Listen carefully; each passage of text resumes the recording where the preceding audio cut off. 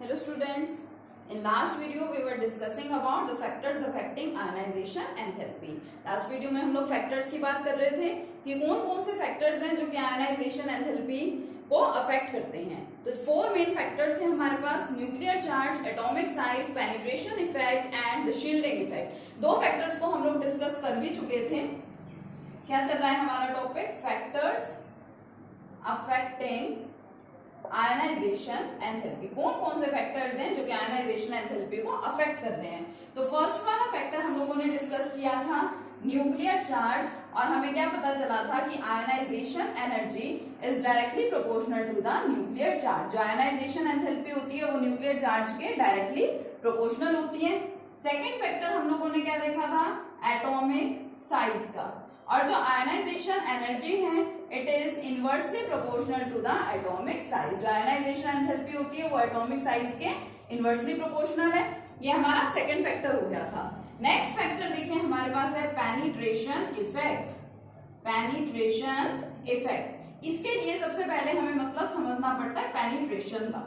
ठीक है, पेनिट्रेशन का मतलब हमें यहाँ पे समझना पड़ता है. पेनिट्रेशन का मतलब अच्छे से नोट कर लीजिएगा. Penetration means the closeness to the nucleus. Penetration का मतलब क्या होता है? Closeness to the nucleus. Nucleus के क्लोज होना, पॉजिटिव चार्ज के क्लोज होना. न्यूक्लियस पे देखिए चार्ज पॉजिटिव ही होता है. क्यों? क्योंकि न्यूक्लियस के अंदर प्रेजेंट होते हैं प्रोटॉन्स एंड न्यूट्रॉन्स. न्यूट्रॉन्स पे कोई चार्ज नहीं है, न्यूट्रॉन्स आर न्यूट्रल और and protons carry positive charge. तो ओवरऑल न्यूक्लियस का चार्ज हम लोग क्या बोलते हैं? पॉजिटिव चार्ज है. तो पेनिट्रेशन का मतलब होता है क्लोजनेस टू द न्यूक्लियस. यहाँ जो हमने डिफरेंट ऑर्बिटल्स पढ़े हैं S, P, D and F orbitals, वहां पे हम इस चीज को भी यहाँ पे डिस्कस करते हैं. उन ऑर्बिटल्स को भी हम यहाँ पे स्टडी करते हैं. जैसे हम लोगों ने 4 ऑर्बिटल्स के बारे में पढ़ा है: S orbital, P orbital, D orbital and F orbital. ठीक है, जो हमारा एस ऑर्बिटल है, सबसे पहले हम लोग एस ऑर्बिटल की बात करते हैं. तो हमारा जो एस ऑर्बिटल है वो सबसे ज्यादा क्लोज होता है न्यूक्लियस के. अगर मैं आपको इस तरह से समझाऊं तो ये आपका न्यूक्लियस, ठीक है, ये आपका ऑर्बिट है. ये जो मैंने ये सर्कल दिखाया ना, चलो मैं इसको हटा देती हूँ, ये शेल नहीं है, ये न्यूक्लियस है और ये आपकी फर्स्ट शेल है. ठीक है, अब मैंने आपको कहा कि ये तो आपकी फर्स्ट शेल या फिर फर्स्ट ऑर्बिट है, ये आप सभी को पता ही है. और अट्रैक्शन की वजह से जो इलेक्ट्रॉन है वो मूव करते करते यहाँ पे कहीं पे भी पोजीशन ऑक्यूपाई कर सकता है फ्रैक्शन ऑफ सेकंड्स के लिए. और जहां पे इलेक्ट्रॉन को फाइंड करने की प्रोबेबिलिटी यहाँ पे मैक्सिमम है, उसी पर्टिकुलर पॉइंट को हम लोगों ने क्या बोल दिया था? ऑर्बिटल बोला था. और ऑर्बिटल्स तो देखिए 4 टाइप्स के हैं. सबसे पहले सबसे क्लोज जो प्रेजेंट होता है न्यूक्लियस के, that is the S orbital. तो हम लोग क्या बोले कि जो एस ऑर्बिटल है उसकी पेनिट्रेशन पावर सबसे ज्यादा है. पेनिट्रेशन पावर का मतलब S orbital is nearest to the nucleus. सबसे पहले न्यूक्लियस के क्लोज कौन है डिफरेंट ऑर्बिटल्स में से? S orbital. तो पेनिट्रेशन पावर को अगर हम लोग इसको अरेंज करना चाहें तो एस ऑर्बिटल की होती है सबसे ज्यादा. एस ऑर्बिटल की greater than P orbital, it is greater than d orbital and greater than f orbital. It is the order of the penetration power. ये penetration power का order है. तो penetration का मतलब तो आप लोगों ने समझ लिया, closeness to the nucleus. अब आयनाइजेशन एनर्जी, इस पे क्या इफेक्ट पड़ता है पेनिट्रेशन का? तो देखिए आपका जो फर्स्ट फैक्टर है न्यूक्लियर चार्ज, उसी से ही रिलेटेड है. ये चारों का आपस में इंटर रिलेशन है. और इन चारों फैक्टर्स को पढ़ने के बाद ग्रुप और पीरियड का जो केस है वो भी इसी पे ही कंप्लीटली डिपेंड करता है. ठीक है, तो इसमें देखिए पेनिट्रेशन मतलब क्लोजनेस टू द न्यूक्लियस. अब अगर मान लीजिए इलेक्ट्रॉन्स हैं, इलेक्ट्रॉन्स ऑर्बिटल्स में प्रेजेंट होते हैं, इसलिए हम लोग ऑर्बिटल्स के बारे में यहाँ पे स्टडी करते हैं. अब इलेक्ट्रॉन्स मान लीजिए अगर न्यूक्लियस के बहुत ज्यादा क्लोज हैं, तो खुद से सोचिए क्या इलेक्ट्रॉन्स का रिमूवल इजी होगा? नहीं. जिन इलेक्ट्रॉन्स को आप लोग रिमूव करवाना चाह रहे हैं, मान लीजिए वो एस ऑर्बिटल के अंदर प्रेजेंट है, और एस ऑर्बिटल तो सबसे ज्यादा क्लोज है देखो न्यूक्लियस के. ठीक है, कंटिन्यूटी में है ना एस, पी, डी, एफ. तो ऐसे याद रखो, सबसे पहले जो है, जो सबसे पहले आपका ऑर्बिटल आता है फर्स्ट ऑर्बिटल, वो सबसे ज्यादा क्लोज होता है न्यूक्लियस के. तो इन इलेक्ट्रॉन्स का रिमूवल इजी नहीं होगा. यानी कि अगर ज्यादा पेनिट्रेशन है कहीं पे, अगर मोर पेनिट्रेशन एग्जिस्ट कर रही है, ज्यादा पेनिट्रेशन पावर है, तो यानी वहां पे अट्रैक्शन भी ज्यादा है. और ज्यादा अट्रैक्शन का मतलब इलेक्ट्रॉन को न्यूक्लियस किसी भी हालत में रिमूव होने नहीं देता है. और फिर भी अगर आप लोग रिमूवल करवाना चाह रहे हैं तो आपको क्या करना पड़ेगा? लार्ज अमाउंट में आयनाइजेशन एनर्जी प्रोवाइड करनी पड़ेगी. तो सिंपल सा फैक्टर हो गया. हम लोग ये बोल सकते हैं कि आयनाइजेशन एनर्जी जो है it is directly proportional to the penetration. Ionization energy, closeness of of nucleus के डायरेक्टली प्रोपोर्शनल होती है। अगर इलेक्ट्रॉन बहुत ज्यादा क्लोज है न्यूक्लियस के, if electrons are very close to the nucleus और very near to the nucleus, then their removal is not easy, उनका रिमूवल इजी नहीं होगा। और इसके लिए हमें क्या करना पड़ेगा, क्योंकि हमें तो इलेक्ट्रॉन को रिमूव कराना है तो हमें उसको एनर्जी देनी पड़ेगी, तो हम क्या करें, बहुत ज्यादा अमाउंट में हमें उसको एनर्जी प्रोवाइड करनी पड़ेगी। So we can say that ionization energy is directly proportional to the penetration. Ionization energy जो है वो पेनिट्रेशन के क्या होती है, डायरेक्टली प्रोपोर्शनल होती है। पेनिट्रेशन का मतलब अच्छे से याद रखें, क्लोजनेस टू द न्यूक्लियस। ठीक है, क्लियर हो गया। ये हमारा थर्ड पॉइंट है पेनिट्रेशन इफेक्ट। फोर्थ देखिए, फोर्थ वाला जो हमारा इफेक्ट है ये भी बहुत इंपॉर्टेंट है, तो सीधा सीधा एग्जाम में पूछे जाते हैं इसके क्वेश्चन। तो सेकंड चैप्टर में, सेकंड यूनिट में स्ट्रक्चर ऑफ एटम में हमने इसको डिस्कस किया भी था।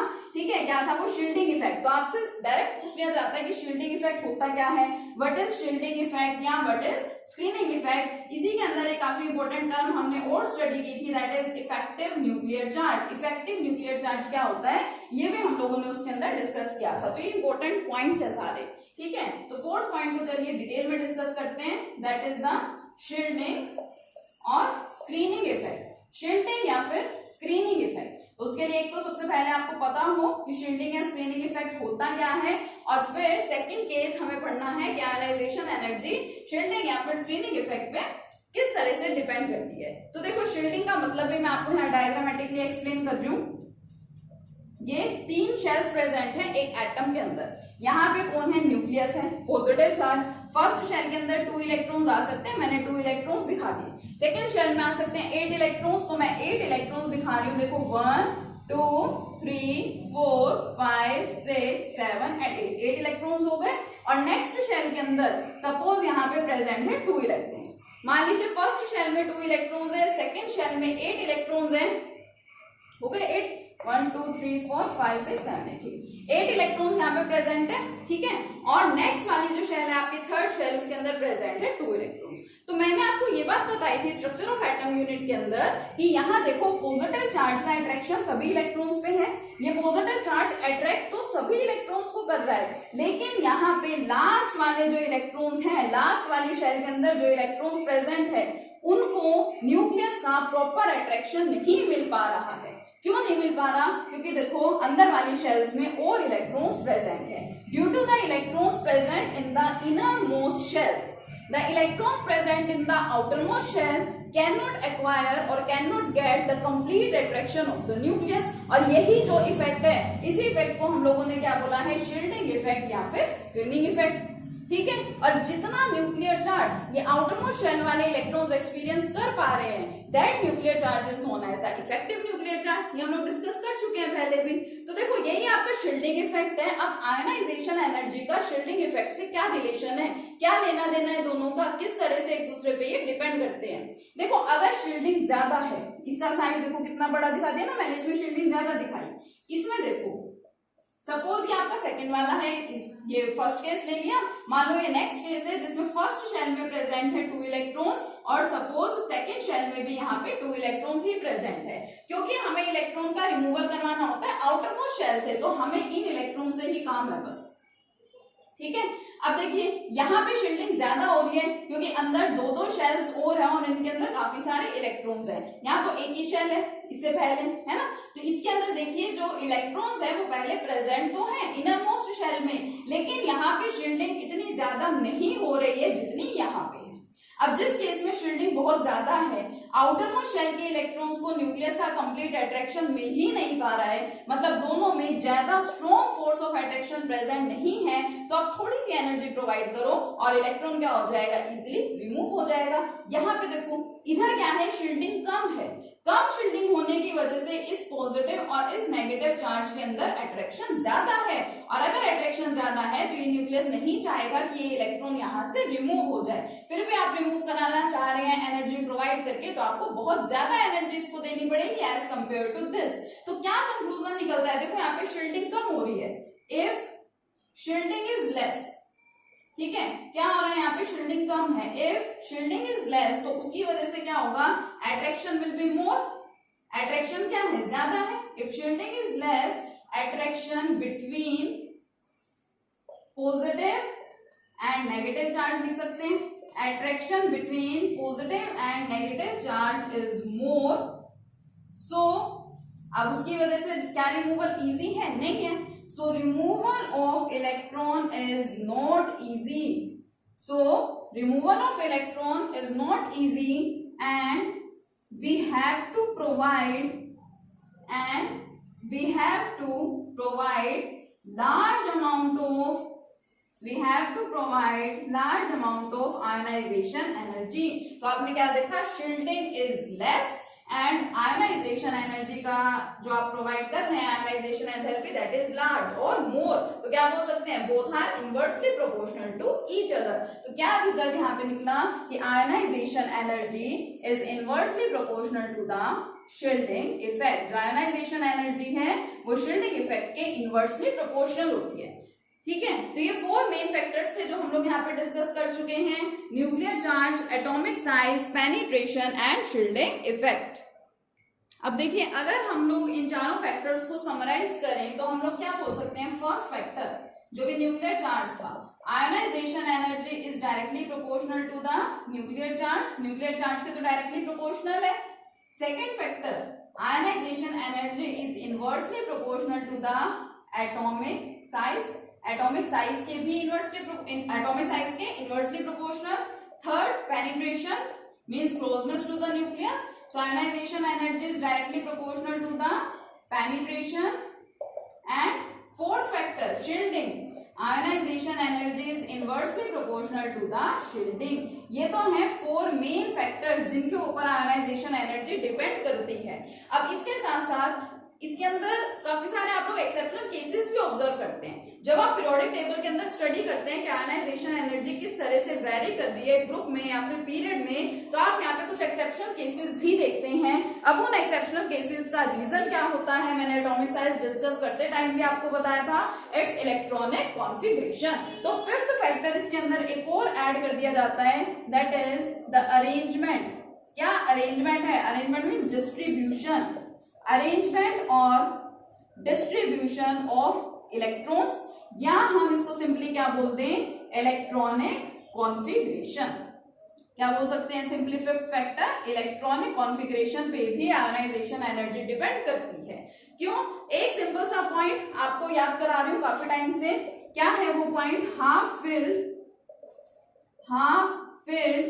And fully field. ये पढ़ रखा है हम लोगों ने. Half filled and fully filled orbitals are more stable. जो ऑर्बिटल्स हमारे पास होते हैं half filled, exactly half filled हैं या फिर वो फुली फिल्ड है और कंप्लीटली फिल्ड है, वो ज्यादा स्टेबल होते हैं. और जो जैसा होता है, जहां पे जिस कंडीशन में जो सब्सटेंस स्टेबल होगा वो उसी कंडीशन में या उसी स्टेट में रहना पसंद करता है ना? ये आप सभी को पता है. तो देखिए, क्योंकि हाफ फिल्ड और फुली फिल्ड ऑर्बिटल्स ज्यादा स्टेबल हैं, तो वो ऑर्बिटल नहीं चाहेंगे या वो पर्टिकुलर एटम नहीं चाहेगा कि उसके अंदर या तो और इलेक्ट्रॉन का एडिशन हो या फिर उसके अंदर से इलेक्ट्रॉन का क्या हो? रिमूवल हो. वो एटम ऐसा करना नहीं चाहेगा.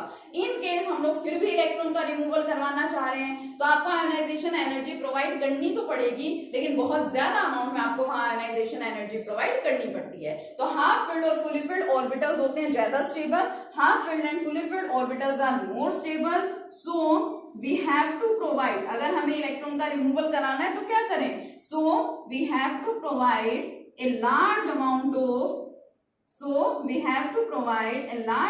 of ionization energy. बहुत एक्सेस में हमें आयोनाइजेशन एनर्जी वहां पे प्रोवाइड करनी पड़ेगी. ठीक है, तो अपना नेक्स्ट टॉपिक कंप्लीट हो गया है. काफी इंपॉर्टेंट टॉपिक है ये, फैक्टर्स अफेक्टिंग आयोनाइजेशन एंथैल्पी. क्योंकि ये फैक्टर्स आपने समझ लिए हैं तो आप वेरिएशन ग्रुप में और पीरियड में इजीली समझ पाएंगे. ठीक है, ओके, थैंक यू.